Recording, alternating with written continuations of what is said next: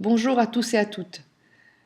Me voilà de nouveau pour faire le troisième volet de la série sur le génosociogramme. J'espère que vous allez tous et toutes bien et que vous avez pu bien travailler et trouver tous les renseignements que vous vouliez afin d'avoir un arbre bien fourni. Vous avez certainement déjà dû commencer à faire certains liens entre vos ancêtres par rapport à des dates, à des prénoms, à des métiers ou peut-être même à des événements qui se retrouvent sur plusieurs générations. Aujourd'hui, nous allons nous intéresser aux liens que l'on peut faire par rapport aux dates et en quoi cela parle pour nous. Donc aujourd'hui, c'est le volet sur interpréter son génogramme. Voilà, le premier lien dont je vais vous parler est la fidélité. Alors la fidélité. Quand est-ce qu'on parle de fidélité? On est en fidélité familiale avec un de nos ancêtres, signe de nos dates du cercle de vie, correspond à la date du cercle de vie d'un de nos aïeux encore vivants lors de notre conception et de notre naissance.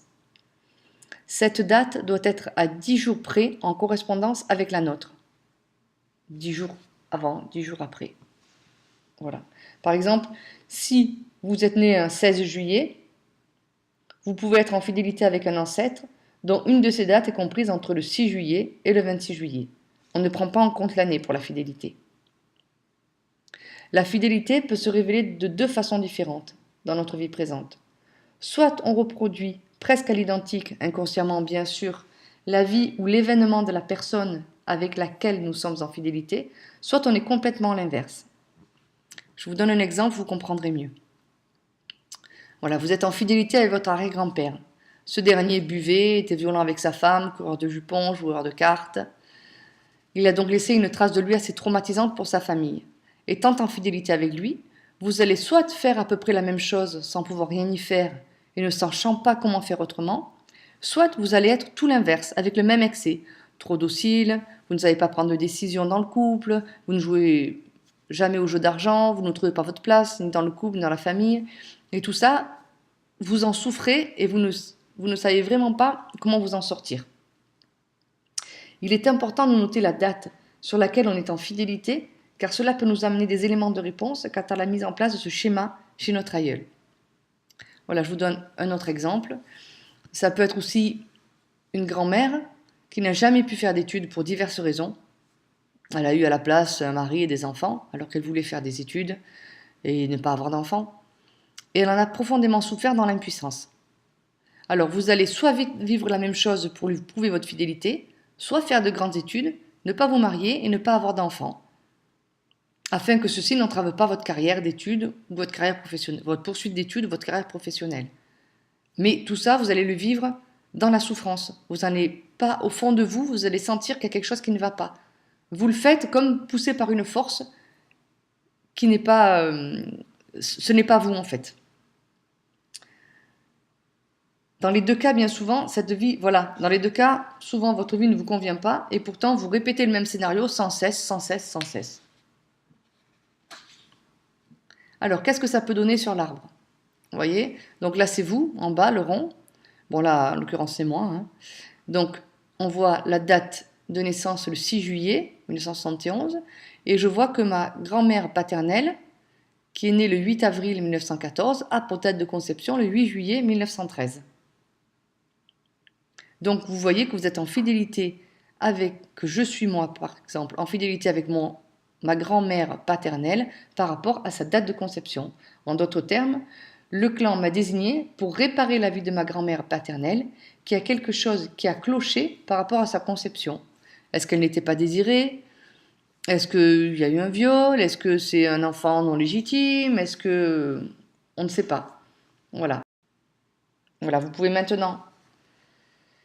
Vous pouvez mettre la vidéo en pause et faire vos liens tranquillement. Vous prenez bien garde au fait, surtout vous prenez bien garde au fait que vos ancêtres doivent être vivants lors de votre conception et de votre naissance. Sinon, on ne peut plus parler de fidélité, mais on dit que vous êtes gisant de cet ou de ses ancêtres. Voilà, le gisant, c'est ce que l'on va voir juste sur la diapo d'après. Alors, qu'est-ce qu'on peut dire sur le syndrome du gisant? C'est le docteur Salomon Selam qui est à l'origine de ce syndrome.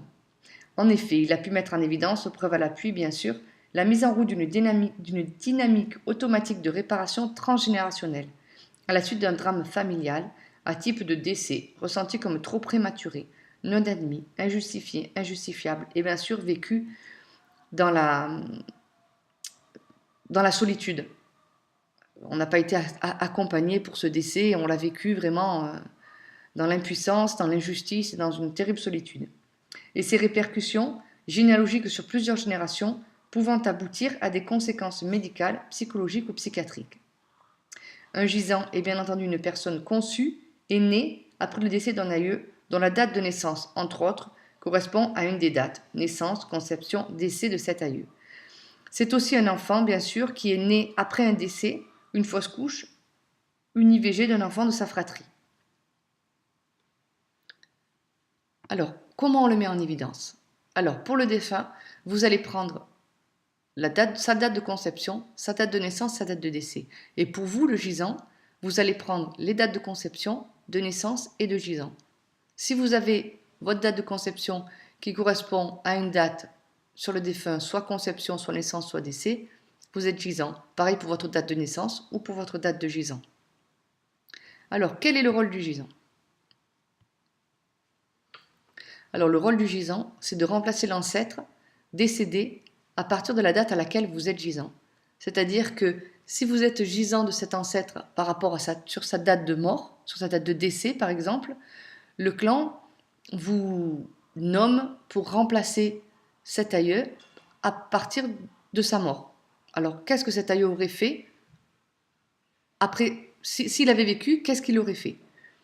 Voilà. Alors, ça peut être aussi, vous êtes gisant par rapport à sa date de naissance ou à sa date de conception, et c'est pareil. Alors, le gisant, il a le programme de vie et le programme de mort de l'ancêtre en plus du sien. Donc, c'est pour ça qu'il est important de connaître tout ou presque tout, le plus possible d'éléments sur le gisant. Comment il a vécu, comment il est mort, dans quelles conditions, est-ce qu'il était seul, est-ce qu'il était accompagné. Tout ça, c'est très très important. La vie du gisant est liée, donc la vie du gisant, vous, est liée à celle de votre ancêtre. Le gisant a d'ailleurs souvent l'impression de ne pas vivre sa vie, de marcher à côté de ses pompes, de vraiment être en décalage, d'être comme une marionnette, un petit pantin tiré par des fils et il a vraiment l'impression de ne pas être maître de sa vie. Alors, je vous ai préparé un ou deux petits exemples. Alors Lloyd, qui est né le 4 juin 1998, il est gisant de son arrière-grand-père paternel, décédé le 4 juin 1971. Donc Lloyd a besoin de connaître toute la vie de son grand-père. Lloyd est chargé par l'inconscient familial de continuer la vie de son grand-père, de son arrière-grand-père, pardon, à la date de sa mort. Et cela peut se décliner de diverses façons. Pour lui, est-ce qu'il va prendre soin à outrance de ses enfants? Est-ce qu'il va être un patriarche, par exemple? Tout dépendra, bien entendu, de la vie qu'a eu son arrière-grand-père. Alors, un autre exemple. Celui-là un peu plus dur quand même. Audrey, qui est née le 6 mai 1975, gisante et enfant de remplacement de sa sœur Sabine, décédée le 14 mai 1973 et née le 14 mai 1967. Alors pourquoi gisante? Parce qu'elle est née et conçue après le décès de sa sœur. Et pourquoi enfant de remplacement? Parce que elle est née vraiment après le décès de sa sœur. Juste après, enfin 1 an après, il me semble bien. 2 ans.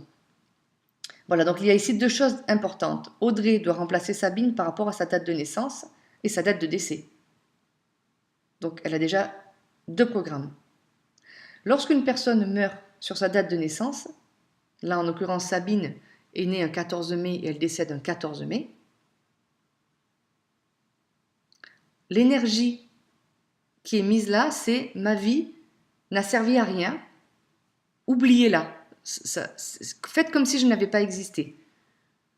Donc Audrey devra donc remplacer une sœur qui veut qu'on oublie son existence. Donc c'est vraiment pas facile à vivre, d'où l'importance de libérer Audrey de ce lien.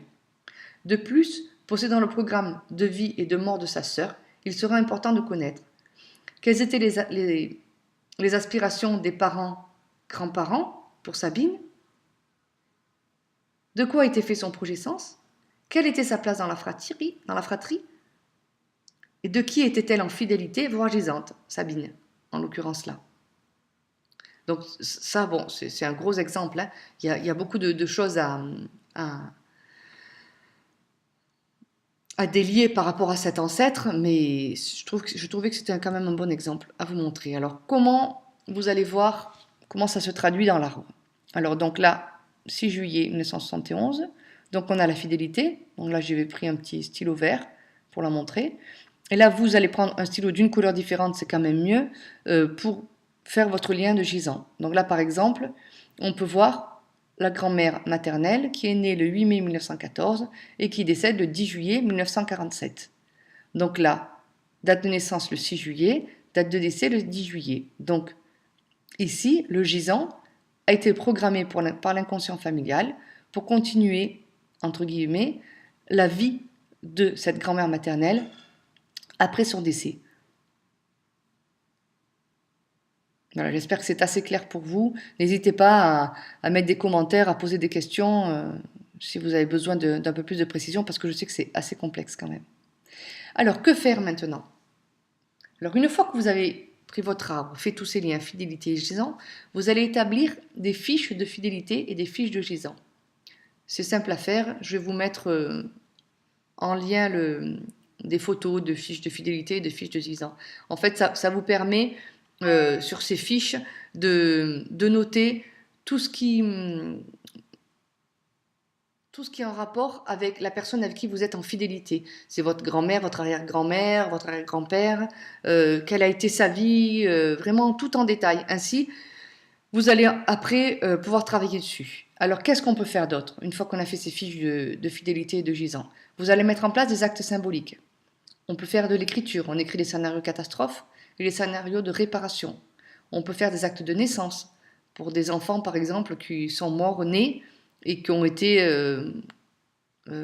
comme jetés à la poubelle et effacés de la famille. Donc l'acte de naissance, on peut faire un acte de décès, on peut faire des actes de divorce, des actes de mariage, on peut faire des actes de reconnaissance de paternité, on peut faire des couvades aussi. Et on peut aussi, c'est super, ça aussi, c'est couper les liens.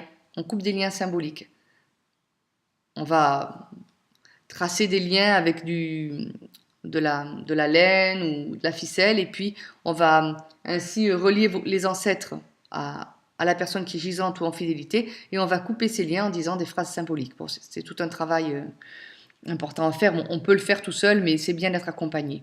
Donc vous pouvez aussi, pour ça, pour aller vraiment, vraiment plus loin, si vous sentez que vous êtes coincé dans votre arbre par des liens qui sont vraiment très très forts, vous pouvez bien entendu consulter un thérapeute en psychogénéalogie. Il y a aussi des ateliers qui se font et qui sont très intéressants.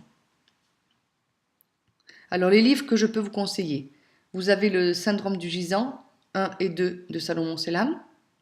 Vous avez l'empreinte de naissance et l'empreinte de l'âme de Jean-Philippe Rébion, qui sont très très bien, complexes mais très bien à étudier. Vous avez la psychogénéalogie, comment guérir de sa famille de Juliette Allais. Et vous avez les actes symboliques d'Elisabeth Horowitz, qui est vraiment super, super. Donc, elle parle d'actes symboliques, pas forcément que pour les personnes qui sont gisantes ou en fidélité, pour d'autres choses, mais c'est vraiment très, très, très, très intéressant à lire. Voilà, ben écoutez, vous avez maintenant toutes les cartes en main pour construire et interpréter votre génogramme. Je vous souhaite de beaux moments de découverte et de libération de vos liens. N'hésitez pas à partager votre expérience sur ma page Facebook ou en commentaire sous la vidéo. Voilà, je vous dis à très bientôt et merci de votre écoute.